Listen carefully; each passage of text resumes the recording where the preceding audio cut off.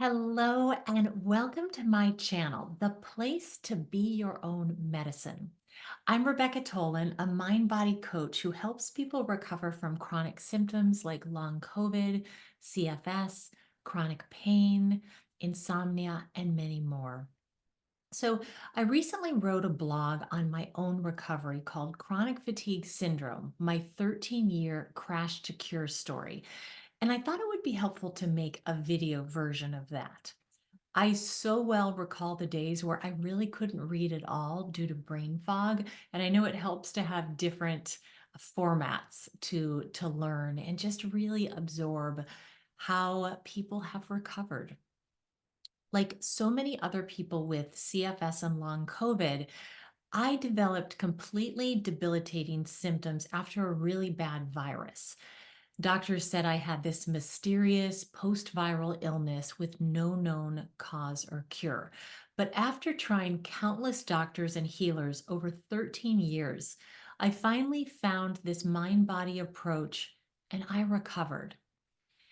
And it took me so long because this is really new science and it hasn't filtered into mainstream medicine yet. So it's really my mission to spread the word about this new paradigm in the mind body connection and help people find their way to recovery.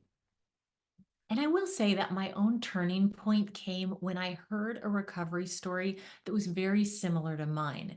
So, as I tell my story, I invite you to look for similarities in your own life so you can make those connections. Okay, I'm going to try to give you a Reader's Digest version of 13 years, but there will be some detail here. I was a very active TV news reporter and a world traveler. But in 2005, I experienced a very traumatic event when I was overseas.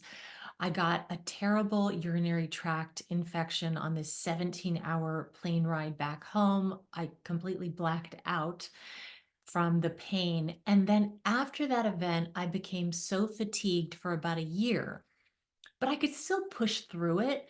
I was working full time. I went to different doctors. They weren't finding anything wrong, but I felt very sluggish. I couldn't really go to the gym as much, and it was just worrisome, but I was still functional in my life.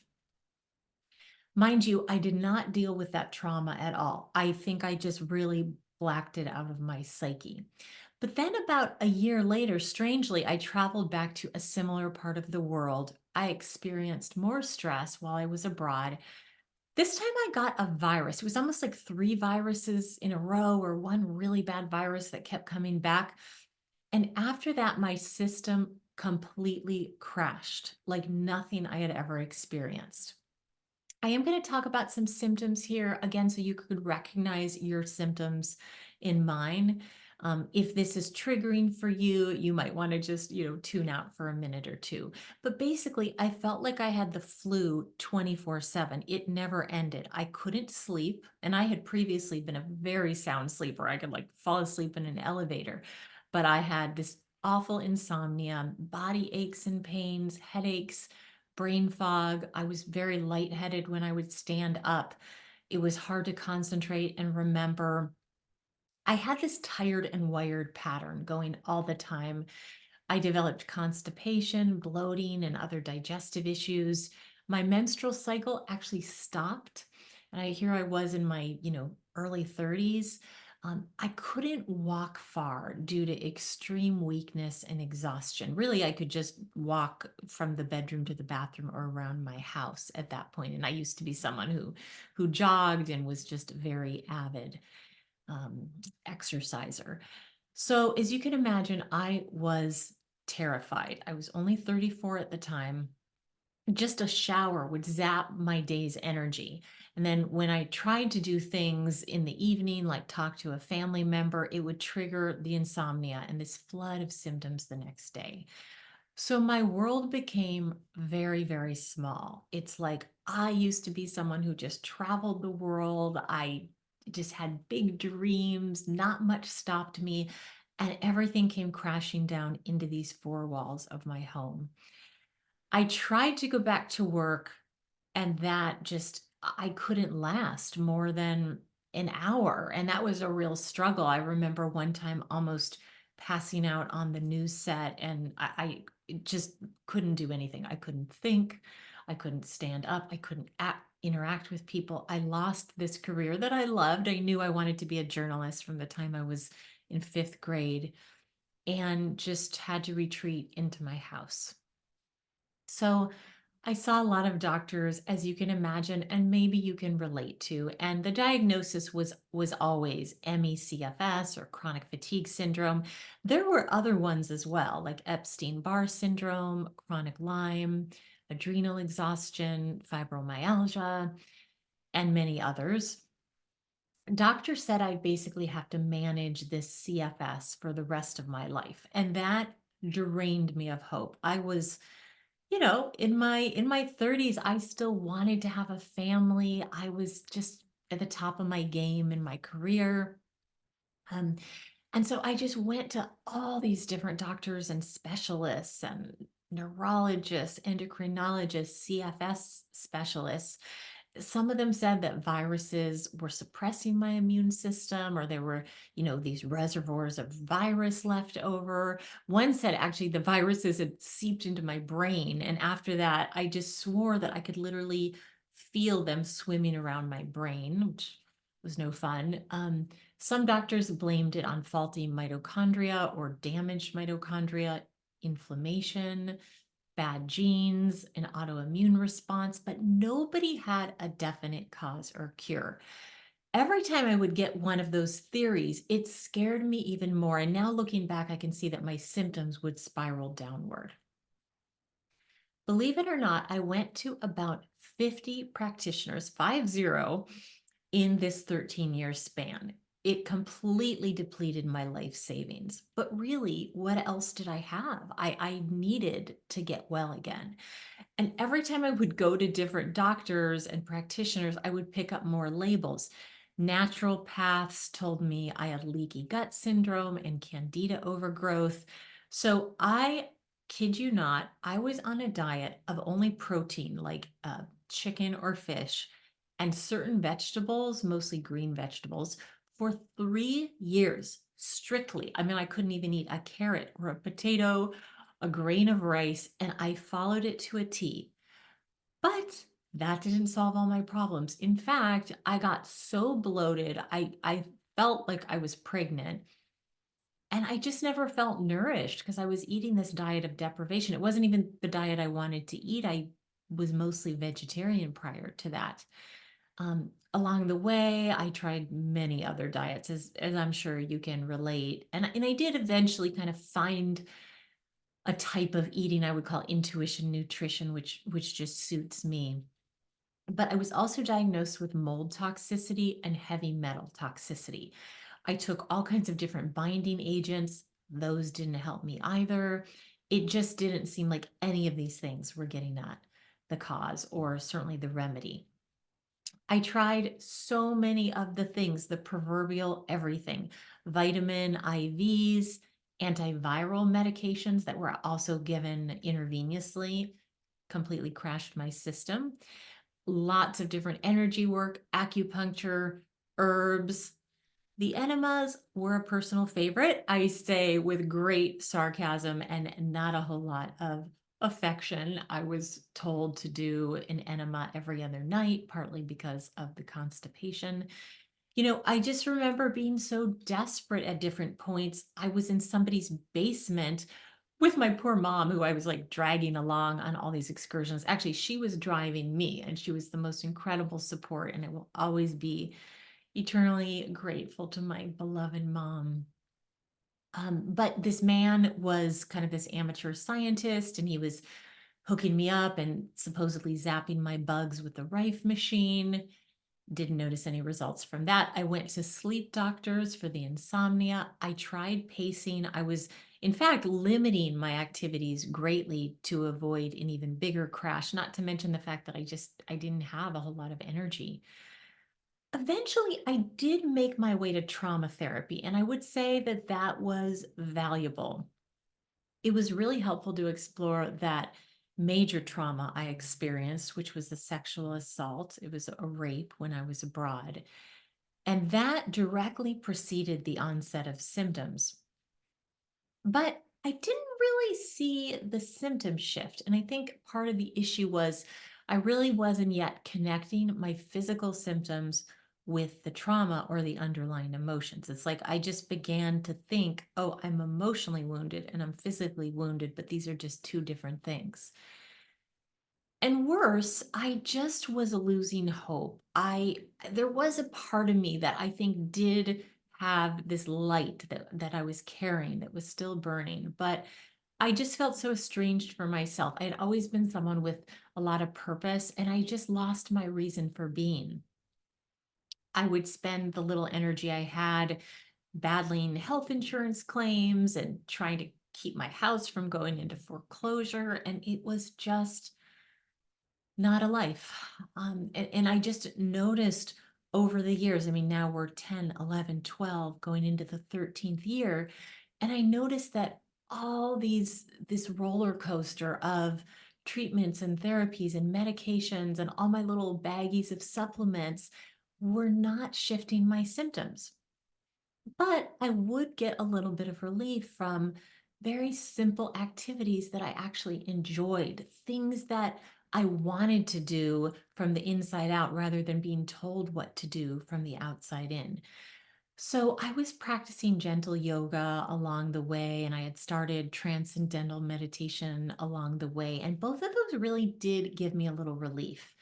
And each time I would practice them, I would sort of feel a sense of calm.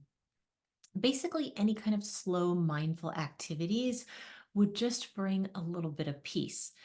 I felt best in nature when I was just kind of staring up at the trees. And so I started spending more time in nature. I had a local nature preserve I would go to, even if I would just kind of sit on a big rock or I would lay out on the grass in my backyard. I was listening to Eckhart Tolle a lot. I couldn't read a lot because of the brain fog, but I could read a little bit of A New Earth and I would listen to him. And his messages of being in the present moment just started seeping into me, and they did start to slow things down. I also went into the woods on a retreat and I spontaneously began writing poetry. And that opened up this new world for me because it gave me something enjoyable and creative to focus on. So I wasn't just, always feeling or fixating on my symptoms. And so I went kind of into this different stage. And it was interesting because I'd say this stage, which I feel like was a form of surrender where I just stopped fighting the symptoms and just accepted what is. It lasted about a year and I had the same symptoms. They didn't really shift, but I was at least enjoying myself more and I wasn't really at battle with myself. And because I had just given myself permission to do what I want, I mean, unfortunately, I couldn't really work and I was on disability. I decided to sign up for an online writing class. It was kind of too much to go to a class in person. I had tried that a couple of times, but it was really taxing and I would get this pushback of symptoms. But I met this woman through an online writing class. It was a really special class that was about really expressing your inner world and your inner truths. And she told me that she recovered from chronic fatigue syndrome through a certain type of mind body healing. We set up a phone conversation, and I told her I couldn't talk more than 10 minutes because of these migraines I would get. But we spent 3 hours on the phone. And by the end of that call, I had what seemed like a spontaneous remission at the time. I basically started running around the block. I had not run in years, and I filled with energy and started running after these 13 years of illness. So, you might be wondering what on earth happened in that 3 hour call. Okay, so in this next chapter, I'm going to tell you about this woman named Kathy.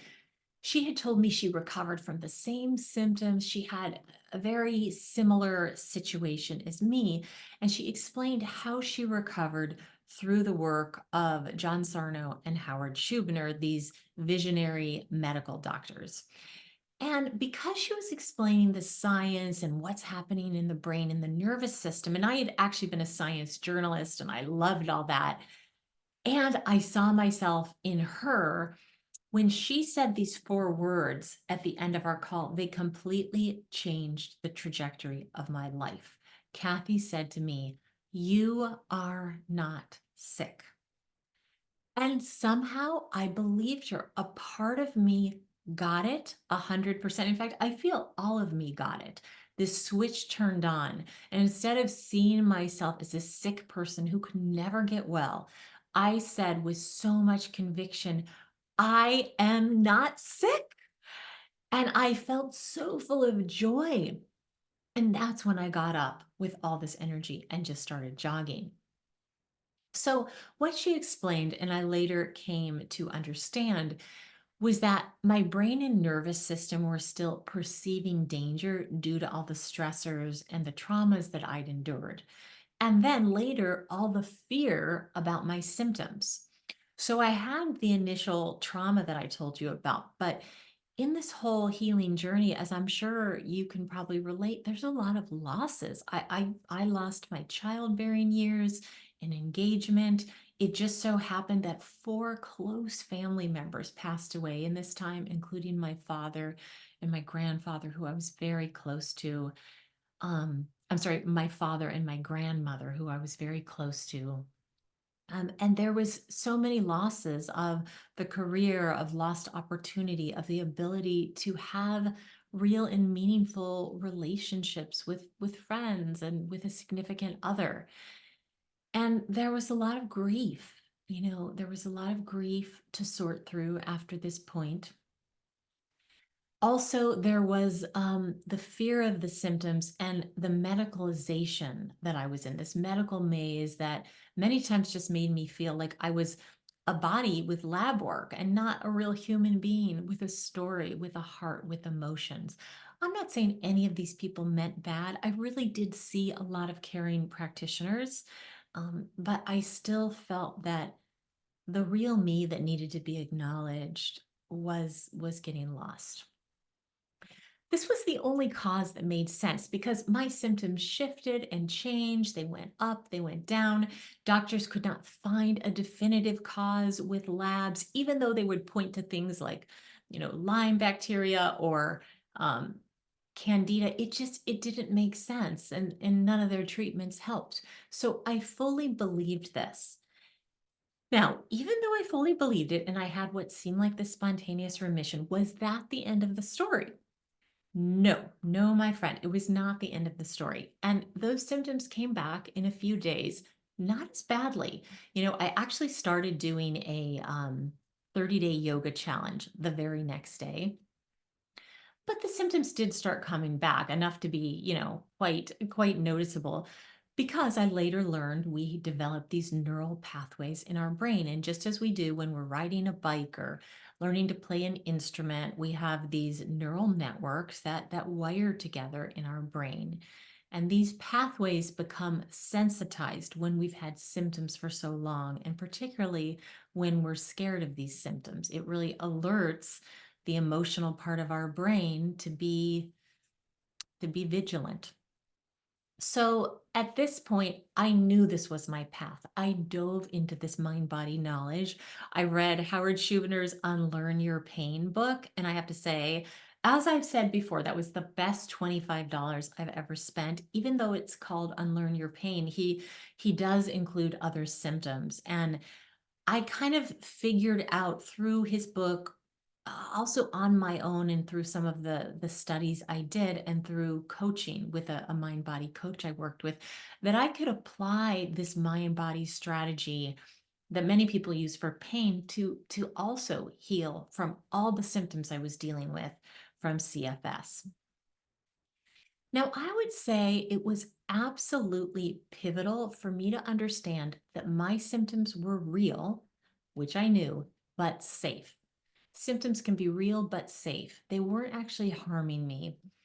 And I could do so much more than I thought without harming myself. Because for so long, doctors told me if I overextend myself and go outside my pacing limits, I might destroy my adrenals. I was so scared of that. But what I really learned through this approach is that I needed to do more in order to retrain my brain, that I could live outside this tiny bubble that I'd existed in for 13 years. So, through this process, often known as graded exposure, I would meet a friend in the evening, and it would, sure as day, sure as night in this case, trigger insomnia. But I would do it through this new lens of safety. I would just watch the symptoms. I wouldn't let them drag me down. I really wouldn't let my thoughts go into, oh, here it is all over again. I actually knew it was an opportunity to really train my brain. That when I'm symptomatic and I'm just watching the sensations with mindfulness, that I'm retraining my brain that I'm safe. I'm sending signals back through the nervous system to the brain that it can turn off this danger alarm. On that note, somatic meditations were pivotal for me. I cannot overstate this. I became pretty much obsessed with somatic tracking is one of them. And that is a meditation where instead of just sort of tuning out of our body and tensing up, we track a certain sensation in the body with this open, curious, mindful awareness. And you're also doing this with outcome independence. You're not trying to make the symptom go away. That just scares your primitive brain. As I would do the somatic tracking, particularly in the evenings, I might practice for an hour at a time. I started falling asleep and my sleep got much better. And then I would feel better the next day. I did lots of other somatic meditations, some of which I really just kind of um, explored or created myself. Others I learned in subsequent trainings that I did. Somatic work was a way to really explore the emotional energy in my body because when we have that emotional energy repressed or trapped, first of all, it takes a great deal of energy to hold that down. This is all happening subconsciously, but it also keeps that danger alarm in the brain activated. So I did lots of other emotional work through writing, expressive writing, also through some therapy, just acknowledging these pent up emotions about the traumas and the losses that I'd endured. But a lot of it was just learning to be with the sensations in a compassionate way. And slowly and steadily, I started learning to listen to my own needs and honoring my needs, that they matter. And this all helped bring my nervous system into regulation. There were some other techniques and tools I learned along the way. But I think what was really pivotal was once I had the knowledge, then applying the different techniques to regulate the nervous system and feel emotions was so much more effective. And then, a lot of times in this work, John Sarno wrote about personality traits, and he saw the TMS personality, where those of us who tend to develop these symptoms put a lot of pressure on ourselves and are perfectionists. Not me. In fact, I was tempted several times in this video to hit pause and start over because of a couple bobbles. But what I've really learned is that it's okay to be myself and show up imperfectly because we're all imperfect. And we can learn to work with these traits in a way that just softens them. We don't really have to change who we are at our core, but these personality traits are really coping mechanisms that we develop in our early life, generally to avoid punishment or to seek approval. So I also found that self-compassion was a really important antidote to these personality traits. And as I learned to befriend myself and do self-compassion breaks, as described by Kristen Neff, I would really give myself a lot of tender self compassion. And then other times I would stand up to the fear that I couldn't get well with what she calls fierce self compassion. It is still a journey, but none of these things were really in my awareness before. I used to completely blame myself for not getting well. It's like, this is my fault. I'm missing something. And the truth is, it's not my fault. It's not your fault. We didn't have this knowledge, and really, I mean, this path to recovery, I wouldn't say it's easy, It's extremely fulfilling, but we have to have the right support, right, in order to be able to go there. I knew at this point I couldn't go back to journalism. I had to help other people who were stuck in CFS, later long COVID, which is like a twin to CFS in terms of the symptoms and all these other symptoms that we know to be mind body, the chronic pain, the insomnia, anxiety, headaches, digestive issues, food sensitivities.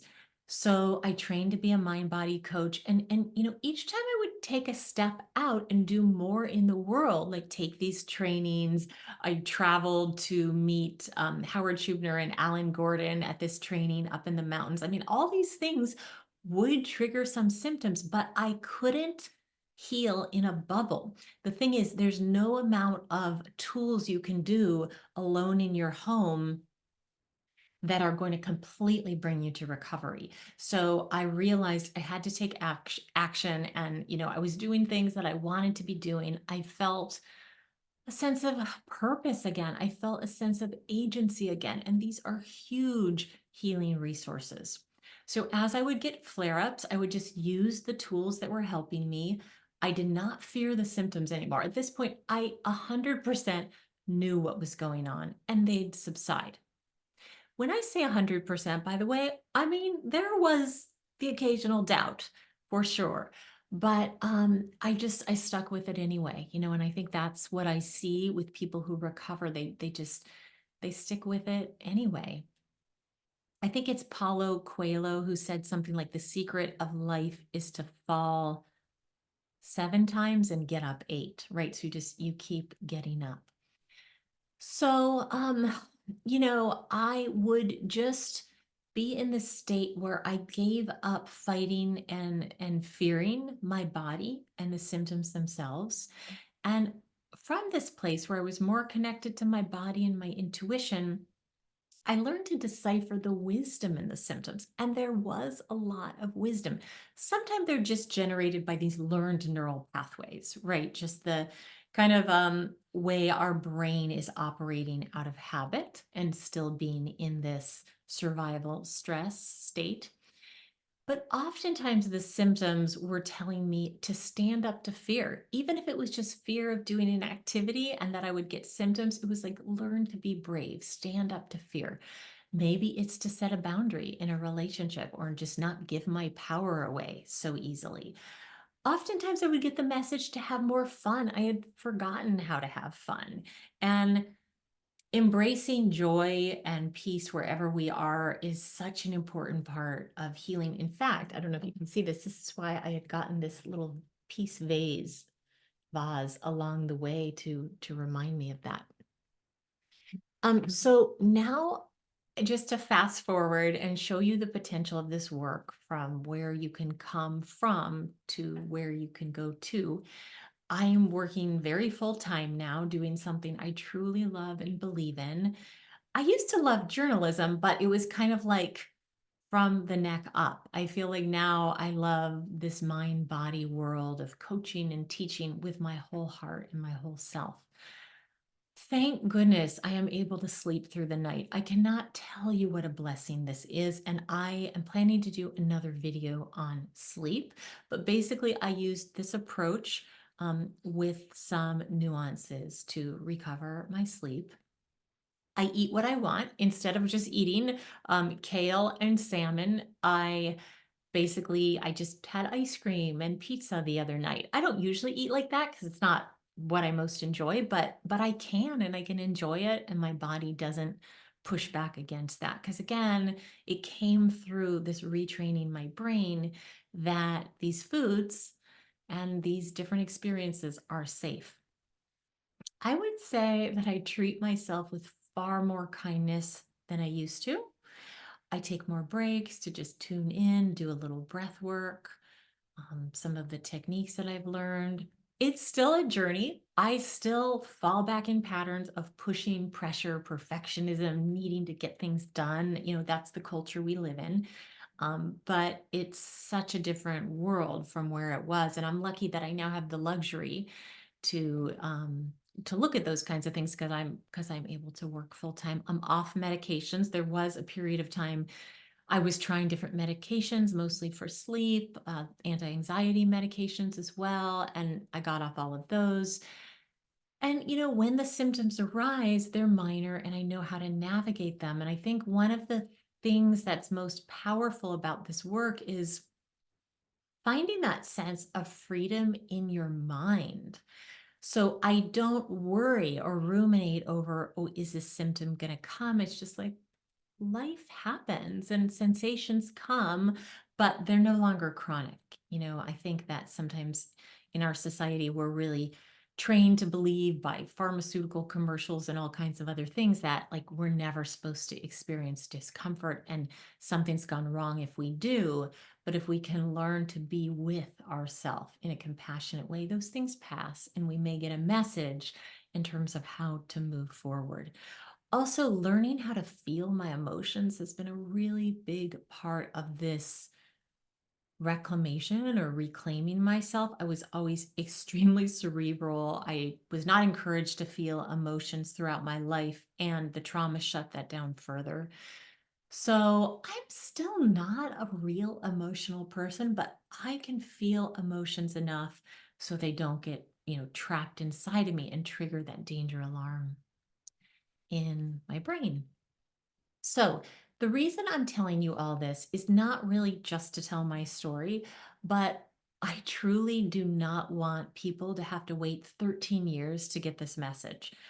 I couldn't believe that I couldn't find this in the medical system at that time, but I found this through this kind woman who was really willing to listen to me and tell my story. And now there's all kinds of, books and YouTube channels, and so there's a lot more out there. But I would say that I had to stop listening to the things that scared me because I knew that was activating my symptoms and just focus on the things that made me feel hopeful and optimistic. So I really want you to know if you are dealing with any kind of mind body symptom, if you've ruled out pathological causes with your doctor, you can feel well again. I see people get better from all the way from being bedbound and homebound to, just recovering from headaches or migraines, but that also had a big impact on them. It can take some practice and some intention, but you really learn a lot about yourself along the way. It can be a process of deep discovery and, as I said, reclamation.